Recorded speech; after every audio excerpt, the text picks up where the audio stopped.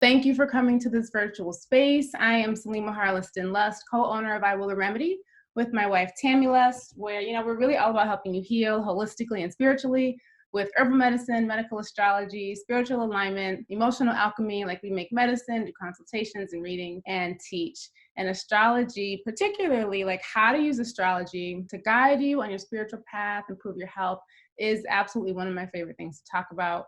We do a detailed astrology intensive inside of my mentorship program, Herbal Medicine for the Soul. Here's what we're learning today. And let's let it all be our intention to really use this info today to uplift us, uplift others, and just help us all in our journeys. I'm going to cover, what Leo energy is all about, Leo through the 12 houses, so everyone can really see how this energy plays out for you, how to use Leo's energy for good, body parts that are ruled by Leo, self-care practices to help channel that Leo energy, herbal medicine, some 2020 transits to pay attention to, and Leo intentions. Leo is in all of us. If you're a Leo sun, happy birthday. I know a lot of the astrology apps really only show, the signs that have planets in them, which makes it seem like if you don't have a planet in that particular sign, like you don't have its energy. And this is not the case at all. You all have, we all have, I all have all 12 signs, all the planets, everything else that's swirling in the sky. So Leo energy 101. Leo is the 5th sign of the zodiac, the only sign that's ruled by the sun. Seasonally, for those of us in the northern hemisphere, Leo arrives in the blazing heat of midsummer. Leo is fixed fire energy. As a fire sign, like Aries, this is about identity, self-perception, and as a fixed sign, kind of like Taurus, this is about security. After we've journeyed through all of the modes and the elements that we have gone through since we started the series with Aries, Taurus, Gemini, Cancer, we return to fire element and the mode of fixed. In Aries, it was all about learning to exist in like a distinguishable entity. Taurus was about achieving stability on the physical plane and in this material world. Gemini was about perception, curiosity, objective observation of the environment.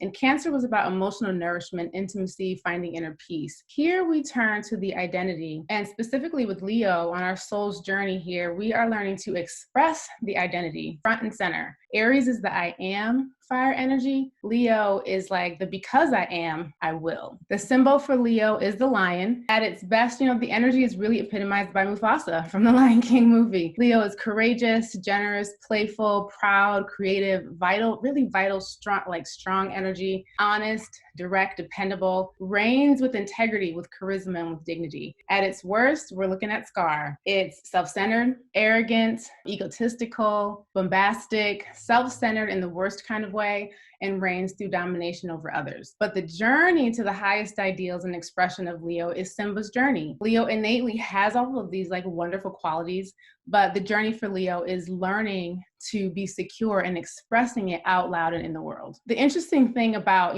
being ruled by the sun is like you can't not notice someone with a dominance of Leo energy when they enter the room. There is this magnetic, bright, radiating energy about them that's illuminating to the entire environment, just like the sun in our sky. You cannot ignore the sun. It's the brightest star in our solar system. It gives warmth. It gives life. It gives of its energy. It never skips a day, never says to some that they are undeserving of its brilliance. The sun just expresses itself. It doesn't have any judgment about being the sun, nor does it fear its own blaze. But as with every sign and really every person, when we are born, when we're babies, we exude and express and shine. Babies are the closest among us to spirit. Being newly incarnated babies, if you really take note, see the core of who they are, even as they are developing and changing every day. There's a Leo baby in the neighborhood where we live, and we hang out with the family pretty often. Her hair is like a lion's mane. She's bright. There are always people gravitating toward her, noticing her. As the youngest among the kids that hang out, she makes her presence known. She's right there in the mix, will not be left out, incredibly willful. So what happens in everyone's childhood, really, is that we are conditioned to dim our light. Experiences happen where we forget or diminish who we truly are, and the journey truly in everyone's lifetime is returning to self, returning to the core of who we are. For Leo, this journey is returning to that place where we so freely express ourselves. When you know who you are, which is Aries. When you know your needs for security and you fulfill them, that's Taurus. When you know what you think, that's Gemini. and how you feel, which is Cancer, you can take all of that information about self and create something that represents you, which is Leo. An expression of self is the first creation. Leo loves drama, loves theater, loves children, loves recreation, loves to play, loves love, is a natural leader and often attracts all of the attention. But Leo's got to know how to use that attention, not just for the benefit of self, but for the benefit of everyone. It's the center of the sun that is the hottest, but it doesn't keep all of the heat to itself. The heat radiates outward far and wide, warms the entire planet and all of the beings here. The sun sets, yes, the clouds may roll in and give us some respite, but the sun doesn't have a dimmer switch or an off switch. Leos, when right with themselves and their true power, which is not power over others, right with who they are, like it really what they create affects many in the best of ways. When Leos are insecure, they're withholding of their star power and that internal heat, it eventually combusts and the expression and creations are damaging and harmful towards self and others. Either way, when Leos create, it has a big ripple effect in their world. Leo gets a bad rep for having big egos, really taking up too much space, being arrogant, always needing to be paid attention to, and when not having tantrums about it. Yes, those things can be Leo, but I really always like to challenge these negative assumptions about signs and try to understand the underlying reasons as to why a person falls on one end of the spectrum versus another. I think it's critical, that we remember that embodying and exuding the highest ideals and expressions of any sign is the work of a lifetime. This is where we can extend compassion to ourselves and to others. These energies are inside of us. Yes, it's through the lived experience that we learn to express them. And as we are living and getting feedback about our living through life and those around us, it's then that we realize, where we are falling on the spectrum of these energies, and we can decide for ourselves if we'd like to evolve. Remember also that change, growth, evolution is a choice. We can exercise our free will by evolving, or we can choose to stay the same, and that's true for everyone. When Leo is kind of like doing the most, overperforming, the extreme tardiness to make a grand entrance, being bombastic, arrogant, egotistical, remember that's coming from a place of insecurity in its self-expression. The sun in the sky is a show, but it's not showy about it. Because Leo loves drama and theater and performance, you can almost liken Leo's journey to discovering its authentic expression as trying on different characters. When Leo is acting in real life, not as a professional on stage, that's when it's in trouble. I've seen Leos get stuck in the traps of performance in their daily lives where they think they have to be a certain way in order to gain the respect and the love of the crowd, fearful that if they take the character off, they'll lose their dominion, their position, their power. And it's far more courageous to be oneself than it is to try to be another. Leo has to honor the urges of its heart. Leo rules the heart. Leo has to listen to its heart and follow its instructions. When Leo is in sync with its heart, it doesn't have to fear being too much. It will find that because it's honoring who it is, the kingdom that Leo loves will come. Leo's greatest desire is to feel significant, but it has to earn the throne just like Simba did when he decided to be authentic in who he really is. And remember that with great power comes great responsibility. While Leo is a natural leader, effective leadership doesn't come naturally. Leo has the charisma to inspire, but has to develop the discipline to lead. Leo is balancing self-centeredness, as in honoring self with generosity of how you serve of self, from self to others. And when it's coming from the heart, it will radiate outward and affect others in the best of ways. Leo needs to learn to radiate its warmth from the heart. Who on here remembers the Care Bears? Aging ourselves, yay, I'm not the only one. Care Bears, there was a cartoon from the 80s in which there were these multicolored bears, later turned into real teddy bears, whose superpowers essentially were to radiate this ray of light from their tummies that would heal or disarm the enemy, in these super loving ways. It's not like the cartoons of today. Care Bears, their name implies, are really about beaming love outward. This is Leo expressing itself from the heart. And when it does, it has the power, like the sun, to warm and give life. And it gets all of the attention and the dominion and the respect that Leo craves. It will be freely returned to it and it'll be well deserved. But when Leo is not ruling itself from the heart, nothing good comes of it. It rules from insecurity, authority. It scorches, it burns, it destroys itself. Care Bear stare. Destroys itself first and leaves ashes in its wake. When Leo energy is balanced, it's confident and enthusiastic, charismatic, proud, generous, playful, creative, courageous, has a tremendous amount of energy. One of the most vital signs. It rules from its inner heart and true center. It exudes dignity, self-respect, integrity, honesty, and is dependable. When Leo energy is imbalanced, it's self-centered, highly opinionated, arrogant, egotistical, bombastic, insecure, ruling from fear, domination, and anger, and throws tantrums when not in the limelight. Leo is super gifted in theater, acting, management, business, entrepreneurship, leadership, oration, and bringing people together. So now we're going to go through Leo, through the 12 houses, and keep these things in mind as we're going around the chart to see where Leo shows up for you in your chart. Where you see Leo in your chart is where you have this innate ability to be a leader, where you have this radiance and brilliance about you, where people are drawn to you. It's like your platform, and it's a good launching point for you to be of service to the world in really the best of ways. We'll also mention some of the one particular person who has dominant Leo energy that we all know from history, and it didn't work out well for humanity.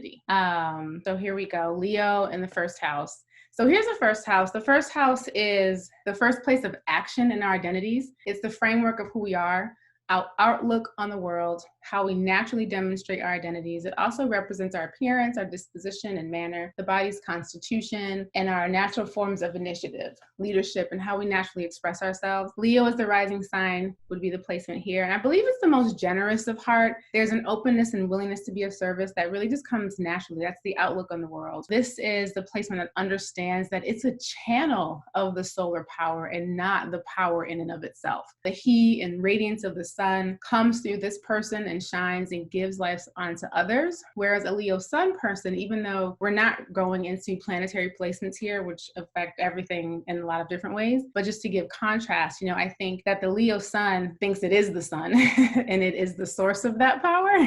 But Leo rising kind of understands that the power is borrowed. I can also see this placement having a playful and youthful nature, and like viewing the world from this place of how can I shine the spotlight versus being the one in the spotlight. Second house, this is the house of material security. It's how we all feel secure and stable while being in these physical bodies and living on planet Earth in this lifetime. It's the tangible things that matter with this house that really helps us to feel secure. Our resources, like our money, our possessions, the things that we own and value, our spending and earning capacity, and our desire to control the things and people within our reach, because if we can control them, then that helps us feel secure.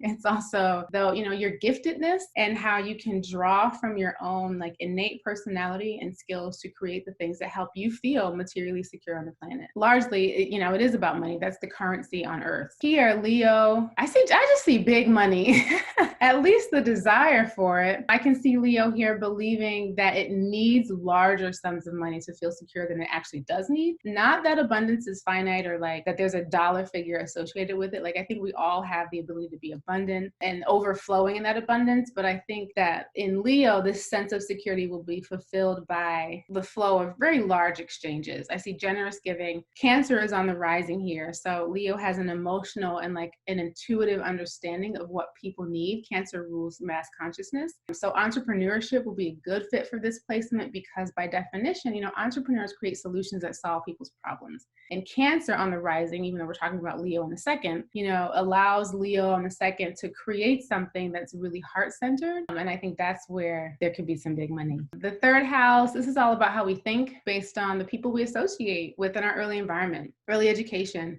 In this house is how our assumptions and perceptions of our world were first created and how we exchanged and assimilated information in that early environment. It's not so much whether or not, someone is intelligent. It's more about how you formed your unique intelligence. This house also signifies your early education and early learning environment, siblings, your attitudes toward them, short journeys and trips, memory, perception, speech, how you express yourself through writing, speaking, and other forms of communication. And it's also a place of your taking for granted skills because we often really take for granted the things that are closest to us. So here, Leo on the 3rd, gifted storyteller. You know that person who starts speaking, everyone is suddenly wrapped in. That's Leo here in the center of communication. Leo here forms opinions from his early life that may become rigid beliefs in later life that may need to be dismantled. I can also see, this Leo placement having some cognitive dissonance when as adult it has to share the stage because so many of the early learning environment, so much of the early learning environment was centered around this person. Like this placement kind of lends for a bit of self-importance when it comes to intelligence because so much was learned by it being the center of attention and observing how others related to one being in the center. Its early perceptions of the world were based on how people interacted with them. So the individual, this can lend itself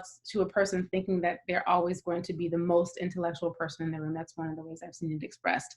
And as this person gets older and sees otherwise, there might be some damage to the ego. 4th house is all about home and domestic affairs, both in childhood home, where you grew up, and also the type of home environment you're likely to create as an adult. It's our family, our upbringing, our needs for privacy and peace, real estate, ancestry, lineage, and the subconscious programming that we learn from our families. How do we feel about what we experienced with our families, and what action do we take to kind of either perpetuate it or release ourselves from those records or some of the things that are ruled here too. Leo, home is the stage for Leo on the 4th. This is where Leo can rule and just have full dominion and power over the experience in the home. The lavish home, like colorfully decorated with items that the person wants to show off and tell the story about. Someone who wants to entertain in the home, bring the audience to their home, to cook, to drink, be merry. Like, have you seen those people who really like come alive when they have company? That's what I see here in my mind's eye. And I think of this placement, when the company leaves, it's almost like the lights go out at the end of the play and the show's over. Ownership of home would be actually very important for Leo in the 4th too. 5th house is a house of creativity. Another way to think of this house is, what do you leave your mark on the world? It's your, I was here, here's proof of my existence. It's your self-expression, the things that bear your name and personal stamp. For some, that's children. For others, like Ava DuVernay, that's her films. It also represents love affairs, play, recreation, theater, drama, amusement. And in some ways, there's this underlying quality about our self-worth with this house because we tend to associate worth with what we can do, make, create. It's also the house of hidden karma because what you put out will likely return to you through the things that you create. And this is the natural home of Leo. In the house of creative expression, Leo here loves, all the things I mentioned in the description: children, theater, arts, drama, spectator sports like gambling, love affairs, any and everything that's fun and allows the playfulness of Leo to shine through. This is probably the most lighthearted expression of Leo. Of course, that can also depend on planetary placements. But in our play, we have to remember that while in the moment it feels so good, there could be longer lasting results from those moments. I'm referring to children coming out of said love affairs. And even just like the things that you create, they have, be it children or other things, they have a life beyond you. And that's where that hidden karma comes into play. We don't always get to control, even if it's a book, it has a life past you birthing it. 6th house is the house of health, self-care, our capacity to handle the mundane, our day-to-day work. How do we adjust, resist, or become overwhelmed by the demands of daily life? Everything in this house is under our control. It's our work, our health, our food, our clothing, comforts in life, pets, your employer, employees, your dependents, our working conditions. What happens here basically determines how and if we're able to be of service to others from a place of fullness and not emptiness. Everything in this house contributes to our capacity to work and to serve and to be healthy. Leo's heart must be in their work. They must be in service to others, not to the detriment of self, though. That's always the balance with this house. This house placement is all about how you balance service to self and service to others. I feel like Pisces is on the rising here with Leo in the 6th. And the key to balancing service with self-care is to remember, to do the things for self you are likely doing for others. This is an outwardly service-based placement. So I think it would be easy for the person to not prioritize prioritize self in terms of like honoring when you're on empty. So the ways that you can do both, help others, help yourself, is to remember to be present with yourself in the same way that you're so strongly pulled to be present for others. Seventh house, this is all about how we behave in one-to-one relationships. It's our closest relationships, those with spouses, business partners, known enemies. It's our marriages, partnerships, business relationships, other close relationships that are not family unless you work with them, not friends or acquaintances unless you also work with them. This house represents our cooperation with others who are close to us, or our lack thereof, cooperation. It's our we consciousness as opposed to the I am consciousness of the first house. You are in partnership in this house. It also rules the lower courts. Like, think about small claims courts. You're suing or being sued by someone who's close to you. This house is all about how you learn about yourself through your closest relationships. Leo on the 7th, not about to be like in the subordinate, subservient, position, or the least dominant person in the relationship. The interesting thing about the 7th house is that the sign energy you find it's simultaneously like the energy you're working to bring forth in a relationship, as it is the energy of the person you'll likely attract. So with here, Leo on the 7th, we're looking at a person who, is trying to be more courageous and more heart forward in love, in one-to-one relationships, more generous of heart. This person does not like to be told how to be. And Aquarius is on the rising. So this person has like strong individualistic tendencies, likely attracting people who are similar in nature. This person is likely very social and friendly. The person receives love in relationships from many different people, so that when it comes to the most intimate relationships, this person can learn from the partner how to openly and generously be loving in the one-to-one, as this person can so easily be within the crowd. 8th house, this is the house about how people save themselves. The Christian expression, Jesus saves, but here you save yourself. It is the house where people seek inner stability and emotional and soul security by spiritual, magical, material means. So some people turn to religion. This is like, how do you know you're going to be safe in the next lifetime kind of energy. Some people turn to sex, some people turn to the occult, some people turn to money in the form of like joint finances, loans, inheritances. Like, where do you turn when you need to feel emotionally and spiritually secure? And it's also the house of our deeply felt personal experiences, our rebirths, and our inner deaths, because when you really realize that the means that you've been turning to, or that you've been taught to turn to, and you don't feel emotionally secure in those areas anymore, you're really working to die of that old self and to be reborn. This is the house that holds, deep personal transformative experiences. And here Leo is learning to tame the ego.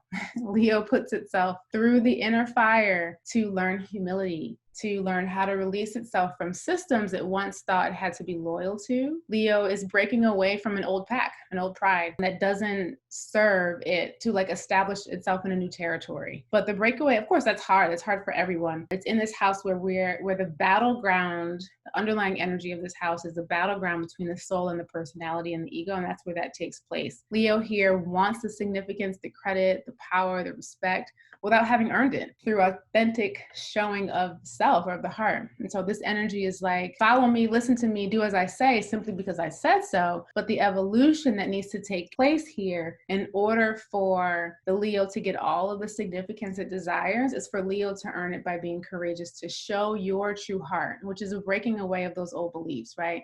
You have to earn it by being authentically you, by letting go, and also by letting go of the need to have the significance. That's kind of like an automatic with Leo. It's just like, how do you want to use that platform? The 9th house, this is now how we choose to learn about ourselves. It's the super conscious mind, the education that we choose. It's going beyond our horizons for self-discovery and identification, like moving from the 8th house of that regeneration, death, rebirth. This is the house where we say, okay, I'm reborn. Now what? Now what does this new me have to do? You need to learn about this new self, this new identity. So this house is associated with our religious and philosophical attitudes, foreign travel, long journeys, educational experiences that you choose, like higher education, apprenticeships, also rules intuition, spiritual visions, and publication. It's the house of self-understanding and those experiences that really take you out of what you think you once knew about yourself. So after Leo has abandoned the old pride, it goes on a journey to find itself and learn about who it is now. Leo here is the star of the learning environment. With Sag on the rising, there's a love of foreign travel, a deep appreciation for all of the philosophies that help one like discover discover, analyze, and access truth. Leo is imaginative. Learning is an adventure, and the desire to learn and understand more, like it's an insatiable need and urge. And the beautiful thing about this placement is that Leo wants to share it. The hiccup is being so arrogant about what one has learned or discovered, which is likely not a new discovery. It's just a new discovery for self. And then the hiccup is thinking that these truths or discoveries are going to resonate with everyone that it shares it with, that it's going to be true for everyone that it shares it with. And it's like truths, the same truths don't have to apply to everyone. It can apply to you and be your philosophy without you needing it to be everyone else's. 10th house, this house is about what we do in the world. It's the house of career and vocation. It's our calling. It's the work you get paid to do, the work that you say, like when you introduce yourself to others at a networking event, hey, I'm Selima, I'm an herbalist, astrologer, a spiritual teacher. Like, how do you fill in those blanks? The 10th house is our reputation, our position in the world, how the public views you. It's your calling to contribute to society. And because it's so forward facing, it's also the house of approval and whose approval you seek. So again, some more underlying energy of like worth here, lessons around worth. And Leo can get in trouble in this house of career and reputation and calling and success. Leo, again, there's that desperate urge for significance, control, dominion, power. And it has to learn that in order to get to the throne, it has to learn how to be an aid. And in order to lead and be regarded as one, Leo has to learn how to be led. So Leo here has an arduous rise to the top of the mountain. It can be achieved. It can go far and be so inspirational, but not without training. Starting from the bottom, serving others with openness and generosity, and really paying attention to what it takes to inspire others to follow you, and really for the highest good of everyone, where everyone receives the warmth of your spotlight. Because the alternative is like, yeah, you can rise to the top, you can get all the significance, the praise that you desire, but at what cost? At what cost to yourself and humanity? Hitler has this placement, so chew on that. You can be the sun that scorches, your choice. It's much more fulfilling and powerful to be the sun that gives life and helps everyone rise. There is incredible power in this placement. If you have it, use it to be a gift in the world. A few of my students in Herbal Medicine for the Souls, this is Scorpio rising, have this placement, and they're so powerful and don't even know the power yet. But just remember that this house is about calling. It takes way more courage to do the work of your calling. That's the work of your heart, than to choose a career that, it might give you the power and the recognition, but not the meaning. 11th house. This house is all about who we are in group settings. Do we feel secure and stable when we're around friends, acquaintances, and other group settings? Are we only secure when we're around like-minded people? It's the house of how we learn about who we are when we're in the us and the collective situation. It's associated with our group involvement, friendships, social relationships, creative group expression, and our humanitarian ideals and global awareness. It's our hopes and wishes and projects and ambitions for the collective, and where we feel we're most self-satisfied, because it's kind of like that save the world energy where we all innately want to do something good that will change the world. Leo here, friendly, outgoing, like life of the party in social settings, like everyone's eyes are going to be on the Leo in the room because of your just innate radiance. How do you use it is always the question with Leo. Leo, you don't have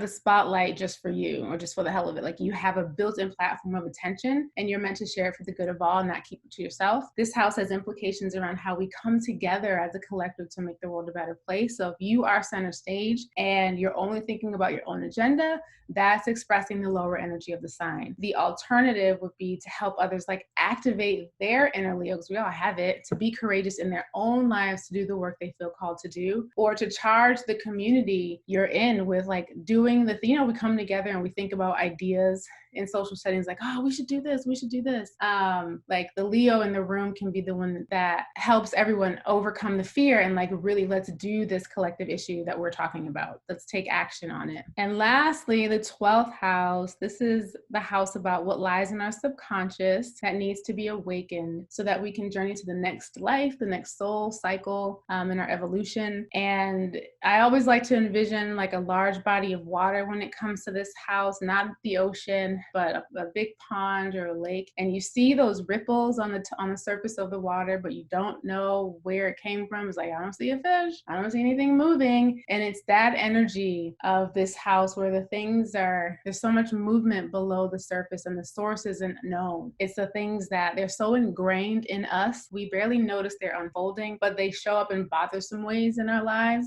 really calling for our attention. And just because it's underneath the surface, it doesn't mean, it's unreachable. A lot of dream work can happen here, and we find resolution in our dreams. This house is also affiliated with the subconscious mind, our spirituality and psychic abilities, our unconscious habit, confinement, hospitals, prisons. It's the house of self-undoing. Where do we unravel? And it's basically our own habits that imprison us. Its influences are out of our control, yet they still require our transcendent. And here, Virgo's on the rising, Leo's on the 12th. The sun is behind the clouds in this placement with a deep longing to be of service on the individual level. On the individual level, like Virgo's on the rising, that's the sign of health, capacity, service. Here, Leo has to shine from the background. This is definitely that Care Bear energy. Like Leo's not front and center, and rather Leo learns to lift others up, to strengthen them, to illuminate them. Leo, I kind of see, if anyone works in theater, that's actually a good metaphor. If anyone works in theater and works in lighting, like this, I see this energy as being the person who is working the lights, who is saying, okay, now the spotlight needs to be there. Like you're physically manipulating the light and saying, this is where we need to move the light. That's the Leo energy here.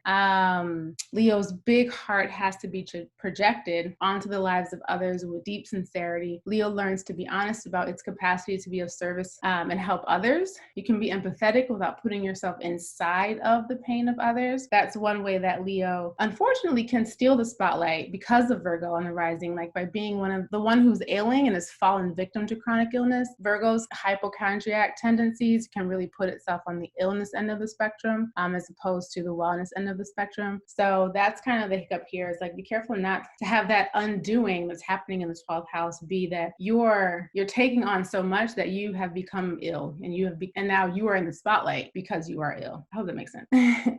So here's how we use Leo's energy for good. Share the stage.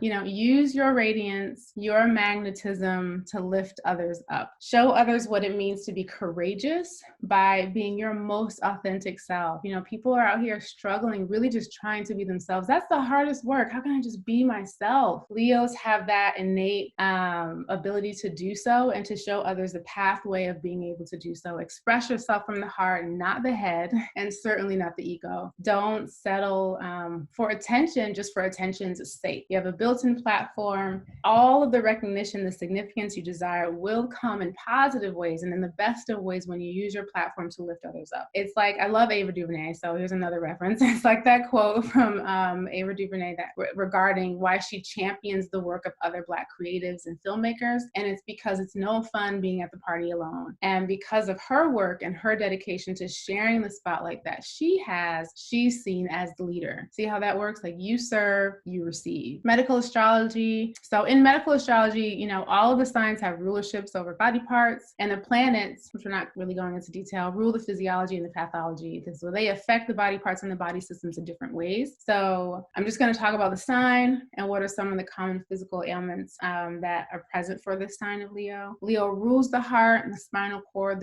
spinal cord and column, eyes, cell, nucleus, aorta. Its energy is inflammatory, heating, dry, very vital, fiery. The sun that rules Leo rules circulation of the blood, one's vitality, and the spleen. Leo imbalances can manifest as heart conditions, disorders of the spine or spinal cord, eye and vision problems, genetic or cell reproduction dysfunction, regurgitations, palpitations, inflammations, excess heat in the body, sunstroke, hemorrhages, swelling with redness, fevers, fainting spells, aneurysm, spinal meningitis, and curvature of the spine. Also, arteriosclerosis, angina pectoris, hyperenemia, anemia, hydremia. And some self-care practices for Leo: balanced living, like really keeping an orderly environment, calm, quiet, slow-paced surroundings.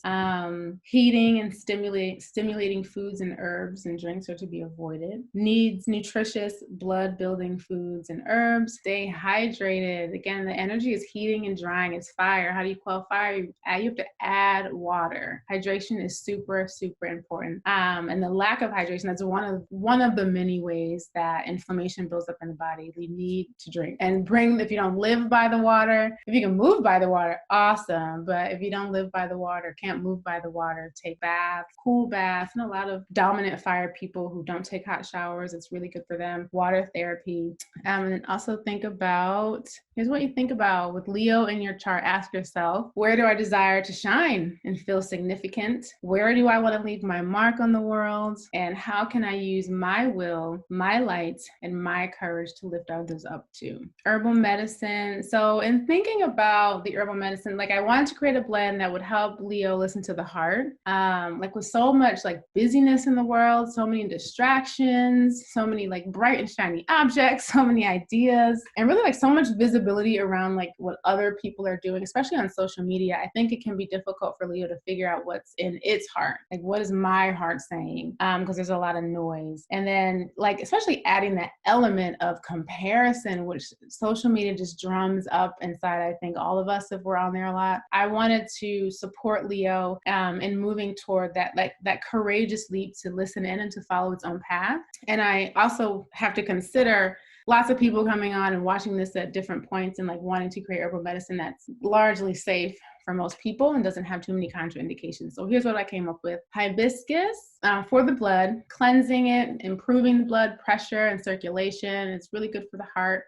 Really cooling energy to quell the fire. So this will feel refreshing to Leo energy. Chamomile, it aids the digestion. Who doesn't need that? But overall, it calms the nerves. But the main reason why I include chamomile is for peace. Chamomile is a sun herb, and it is my absolute favorite. It's the first memory of consuming plants that I have in my life, and it is the plant of peace for me. You see how it feels for you. It really brings your energy down so you can hear what's inside. And a pinch of slippery elm, and I say a pinch because if you've ever worked with like flaxseed or chia seeds, it gets gelatinous, and that's the mucilage. That's the constituent that's in all of those, like flaxseed, slippery elm, and chia seeds. And so not too much of it, like a pinch of it, just enough to provide some of that. Mucilage is also cooling energy, but mucilage is also moistening. So that internal moisture of the cells is really good and necessary. We need moistening and cooling for Leo's fire.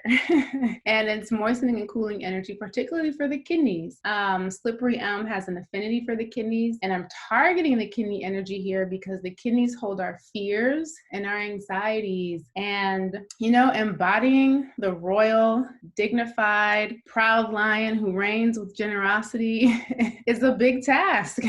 And there's going to be lots of fear as we're moving through those fears and like taking those steps to really actualize who we see ourselves being. This would be a long infusion, an hour or more, but preferably overnight. And then you can just reheat it in the morning. The overnight infusions will give the opportunity. It'll be like it's a hot infusion and a cold infusion, so it'll bring out the mucilage from the slippery elm, which comes out better through cold. And I think it'll be refreshing. I hope some of you guys make it. There's no medication contraindications. Yeah. And you can intuitively choose your own like proportions when it comes to the hibiscus and the chamomile.